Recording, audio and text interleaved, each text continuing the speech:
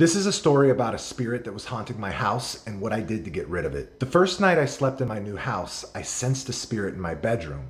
And that's one of the many boundaries that I have with the spirit world. No spirits in the bedroom. But every once in a while, a new one will come wandering in. And I thought that that's what was going on. So I communicated my boundary to the spirit, and his reply was, "Where's my daughter? This is her room." So right then and there, I knew that I was dealing with an earthbound spirit. So I began to conversate with the spirit who identified himself as Mr. Gomez. I saw him as an elderly man who was probably in his late 80s. He told me that he was in the hospital recently, but just got out, and now he was coming home to his daughter's house because he lived there with her. And that's what he was doing in my bedroom, trying to find his house. At this point, I realized that the spirit didn't realize that he was dead. So that's when I kindly explained to him that his daughter didn't live here anymore, that I lived here with my family now, and that his daughter lived somewhere else. He seemed pretty confused by this information. I've worked with many earthbound spirits before, and I've found that it's not always very helpful to let them know abruptly that they are dead or that they're a spirit. So what I did is start to ask the spirit some questions, hoping that it would realize on its own that it was a spirit. One of the questions that I asked was, have you recently lost somebody that you loved? Mr. Gomez got really emotional and he started to cry. He let me know that his wife passed a few weeks earlier. I asked him to tell me about her, specifically about the time he enjoyed spending with her. I knew that the act of Mr. Gomez reminiscing about his wife would bring her spirit in. So Mr. Gomez went on to tell me this long story about how him and his wife loved to vacation at the beach and that was their favorite place and that's where they felt the most at peace. And guess who suddenly shows up? That's right.